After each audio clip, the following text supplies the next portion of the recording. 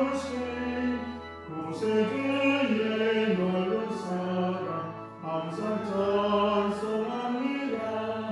나를 일꾼 삼으신 주 크신 능력 주시고 언제든지 주 뜻대로 사용하여 주소서. 내게 부어주시려고 은혜 예비하신 분 주의 은혜 채워주사 능력 있게 하소서. 나를 일꾼 삼으신 주 크신 능력 주시고 언제든지 주 뜻대로 사용하여 주소서. 죄의 짐을 풀어주신 주의 능력 크로다. 나를 피로 사신 예수 내 맘속에 오소서. 나를 일꾼 삼으신 주 크신 능력 주시고 언제든지 주 뜻대로 사용하여 주소서. 주여 내게 성령으로 충만하게 채우사 생명수가 강물처럼 흐르게 하옵소서. 나를 일꾼 삼으신 주 크신 능력 주시고 언제든지 주 뜻대로 사용하여 주소서. 아멘.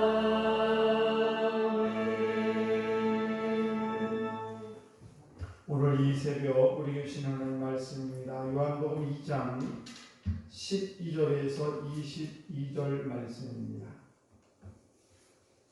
요한복음 2장 12절에서 22절 말씀 한 절 한 절 교독하겠습니다. 그 후에 예수께서 그 어머니와 형제들과 제자들과 함께 가버나움으로 내려가셨으나 거기에 여러 날 계시지 아니하시니라.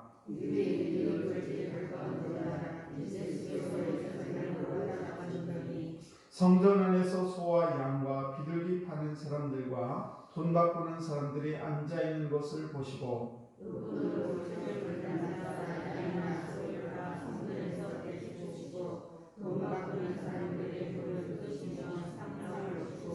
비둘기 파는 사람들에게 이르시되 이것을 여기서 가져가라. 내 아버지 집으로 장사하는 집을 만들지 말라 하시니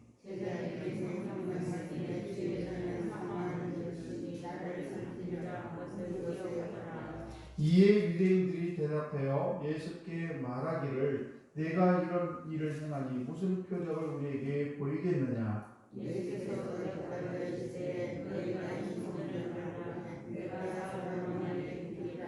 유대인들이 이르되 이 성전은 46년 동안에 지었거늘 내가 3일 동안에 일으키겠느냐 하더라.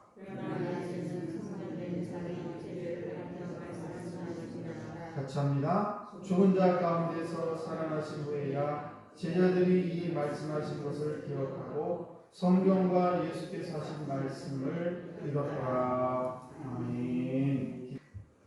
네, 귀하고 복된 새벽입니다. 오늘도 이 귀한 새벽에 나오신 우리 귀한 두 장로님, 우리 전도사님, 또 우리 귀한 권사님들, 우리 집사님들 하나님의 크신 은총이 함께 하시고 주의 이름으로 간절히 축복합니다. 그 2001년 9월 11일 날 두 대의 비행기가 이제 뉴욕 맨하탄에 있는 세계무역센터를 날라서 거기에 폭격을 하게 들어가게 되죠. 그래서 그 쌍둥이 빌딩이 64층인데 그것이 두 개가 다 무너지게 되고 그로 인해서 사망자가 3,000명, 또 부상자가 6,000명 정도가 발생을 했습니다. 그 쌍둥이 빌딩은 상당히 오랜 기간에 걸쳐서 건축을 했고 지금 우리나라의 롯데월드가 123층인데 그리고 이제 지하로 6층에서 129층이 됩니다. 그리고 높이가 555m예요. 상당히 높은 건물이에요.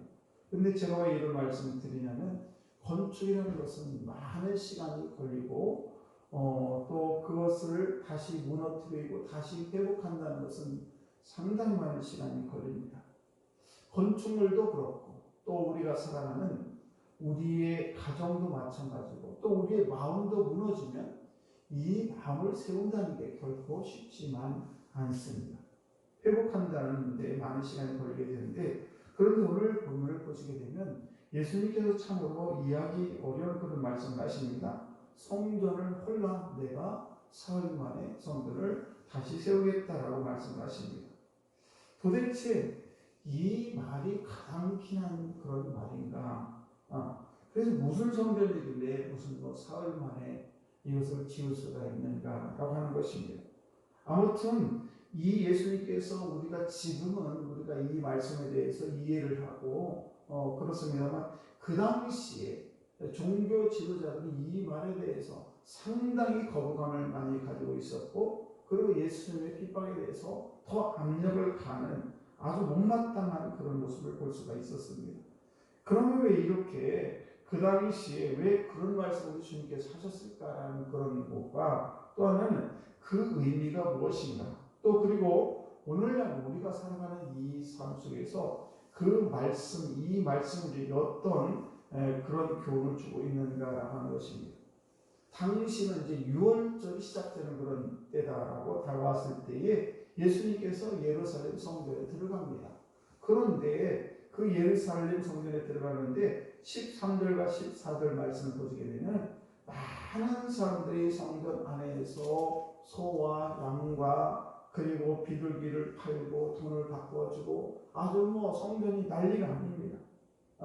그래서 이런 것에 대해서 예수님이 보시고, 아니 도대체 성전에서 하나님께 예배 드려야 되는 그런 성전, 거룩한 성전에서 이렇게 소와 양과 비둘기를 팔고 돈을 바꿔주고 완전히 시장과 같은 그런 독대기 같은 그런 것을 보시면서 우리 주님께서는 차라리 이런 성전이면, 이런 예배당이라면 이게 무슨 소용이 있느냐, 차라리 헐어버려라, 그리고 내가 다시 세우겠다라고 말씀을 하십니다.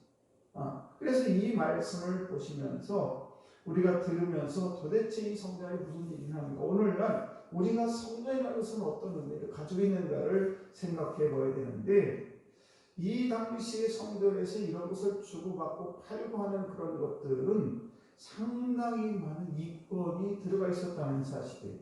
성전을 이런 장사할 수 있었던 것은 그 당시에 제사장들 또는 성전에서 있는 사람들과 그런 말하자면 여러 가지 그런 이권을 주고받는 그런 상태였습니다. 제사장들도 그것을 이렇게 그냥 묵인해버리고 성전에서 이런 일이 벌어진 것에 대해서 너무나 종교가 타락을 하게 됐을 뿐만 아니라 하나님의 전에서 하나님을 예배하는 것이 아니라 오히려 그것을 핑계 삼아서 더 많은 장사를 하고 이익을 얻으려는 그런 제사장들, 이런 것들에 대해서 예수는 참을 수가 없었던 것이죠. 6월절이 뭡니까? 이스라엘 백성들이 이제 출애굽을 할 때 문설주의 문에 양의 피를 바르고 이래서 그거를 기념하는 그런 날로 6월절을 지키는 건데, 이것과는 아무 상관이 없는 그런 장사를 하고 자기들이 이권을 다투는 그런 일이 벌어지게 되었다는 사실이죠. 그래서 이스라엘 백성들이 왜 이 성전 안에서 이런 일이 벌어졌는가? 이제 많은 사람들이 6월절이 되면 성전에 와서 제물을 바치게 되는데, 그 제물을 바칠 때에 소나 양이나 비둘기나 이런 것을 멀리서 가져가야 됩니다. 지금처럼 차가 있는 것도 아니고 다 손수 몰고 이렇게 하면서 데리고 와야 되는데, 흠없는 것을 제물을 성전에 드려야 되기 때문에, 그런데 그 오는 도중에 많은 양이나 소나 이런 것들이 상처를 받을 수가 있고 다리가 부러질 수가 있고, 이러다 보니까 그런 것들을 가지고 온다는 게 보통 일이 아니고, 또 혼자 걸어서도 오기도 힘든데 그것을 끌고 온다는 것은 보통 일이 아니었죠. 그렇기 때문에 이것을 이제 사람들이 알아차리고 성전 앞에서 이렇게 소나 양이나 비둘기나 이런 것들을 팔게 되는 일이 벌어지게 된 것입니다.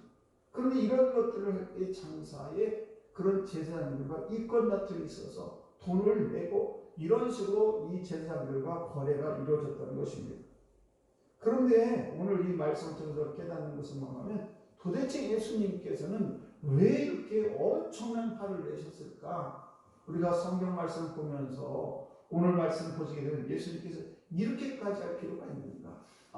그 녹금으로 채찍을 만들어 소나 양이나 비둘기를 다 내쫓아버리고 그리고 동전을 밖으로 해서 상을 다 뒤집어 엎어버리고 이런 일이 벌어졌다는 사실이죠.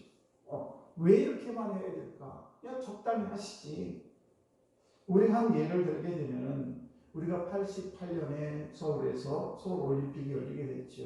그때 문제들이 뭐였었냐면은 외국인들이 올림픽에 가려고 서울에 많이 오게 되는데 문제는 뭔가 하면 너무나 많은 포장마차들이 그냥 길을 다 막고 있고 그래서 길이 엉망진창이었고 또 뿐만 아닙니다. 길거리는 다 내다보는 그 입간판이라고 하지 않습니까? 그래서 길거리를 걸어다니기가 힘든 거예요.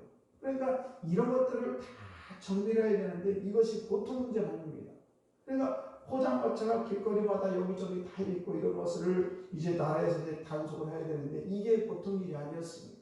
그래서 구청 직원들이 쫓아다니면 도망다니면서 여기도 이렇게 정말 이권이 들어가 있지 않는 그런 포장마차를 쫓아내는 것도 이렇게 어려운데 하물며 성전에서 제사장들과 이권 다툼에서 돈을 주고받는 그런 그 사람들을 내쫓는다는 것은 결코 쉬운 일이 아니었습니다.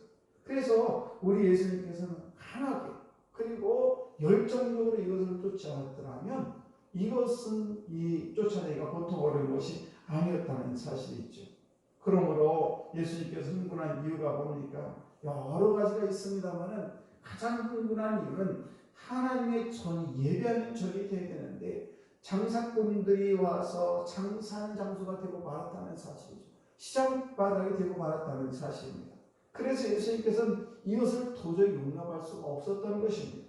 때문에 그래서 열정을 다해서 채찍을 가하고 그러면서 그 장사들을 다 내몰아 버리는 그런 일이 벌어지게 됐다는 사실입니다. 사랑하는 성도 여러분, 우리가 무엇을 세운다는 것은 결코 쉽지가 않아요. 우리가 예배를 드린다는 것, 우리가 예배가 한번 무너지게 되면 이 예배를 다시 세운다는 게 보통 어려운 것이 아닙니다. 오늘날 많은 교회들이 코로나19로 인해서 많은 어려움을 겪고 있는데 그것 중에 하나가 가장 큰 그런 문제가 뭐냐? 각 교회마다 식사를 거의 잘 안 한다는 사실입니다. 제가 알고 있는 저 시골에 있는 그 교회도 그 교회가 상당히 큽니다. 그런데 코로나19로 인해서 이제 이게 한 3년 동안 이 식사를 안 하다 보니까 이 목사님이 식사를 좀 하시자고 했더니 아이고 무슨 식사를 합니까? 그냥 합시다. 그래가지고 그 교회가 지금도 우리 지방에도 마찬가지예요. 교회들이 식사 문제 때문에 굉장히 어려움을 당하고 있다는 사실이에요. 왜? 성도들이 귀찮거든요. 그래 안 하려고 합니다. 그러다 보니까 이제 점점 교회에 여러 번 식사하는 거 안 하는 거 얼마나 차이가 많습니까? 그래서 우리가 이 한번 무너지고 그것을 세운다는 것이 보통 어려운 것이 아닌데 특별히 예수님께서 이렇게 성전에 들어가셔서 성전에 있는 모든 기물 이런 것들을 다 내쫓은 이유는 예배가 정말 회복되어야 되는데 예배가 회복되지 않냐고 오히려 예배는 어디 갔나 없고 장사치들만 모여가지고 형식적인 그런 예배 그리고 제사장들과 이권에 개입이 된 그런 일들을 통해서 예배를 다시 회복하는 일이 무엇보다 중요하다는 것을 우리에게 그걸로 말씀하고 있다는 사실입니다. 오늘도 저한들이 오늘 이 귀한 새벽에 나오셨는데 저한들이 정말 성전에서 예배가 회복되고 우리 가정이 예배가 회복되고 여러분의 모든 삶이 예배를 통해 회복되는 그런 은총이 여러분에게 있으시기를 주의 이름으로 축복합니다. 기도하겠습니다. 하나님 아버지 참으로 감사합니다. 성전의 기능을 온데간데 없고 물건을 팔아 이익을 챙기는데 급급하고 있는 이 가증한 모습을 우리 주님은 그대로 묵갈 수가 없었습니다. 오늘도 저희들 성전이 무너지지 않았는지 예배가 무너지지 않았는지 다시 한번 내 자신을 되돌아보게 하시고 우리 가정을 되돌아보게 하셔서 아버지 저희들의 예배가 회복되게 하시고 가정이 회복되게 하시고 그래서 하나님의 영광을 올려드리는 귀한 아버지 성도들이 다 될 수 있도록 은혜를 베풀어 주옵소서. 오늘도 각 처소마다 예배가 아버지 드려집니다. 아버지 귀에 위에 함께 하시고 모든 성도들이 신령과 진정으로 예배할 수 있도록 은총을 베풀어 주시며 아버지 교회가 이 꼴에 기ጥ지 아니하도록 온전히 하나님의 영광을 드리는 거룩한 성전이 될 수 있도록 은총을 베풀어 주옵소서. 오늘 우리 사랑하는 성도들 신령과 진정으로 예배할 때 이 새벽부터 우리 이르기까지 아버지 예배를 받으시고 또 우리 성전에서 이 모양 저 모양으로 수고하고 있는 모든 성도들 신령과 진정으로 최선을 다하여 하나님께 예배드리는 귀한 성도들 다 되게 하여 주시옵소서. 오늘도 모든 것을 다 주님께 의지하며 사랑 많으신 예수님 이름으로 기도드려옵나이다.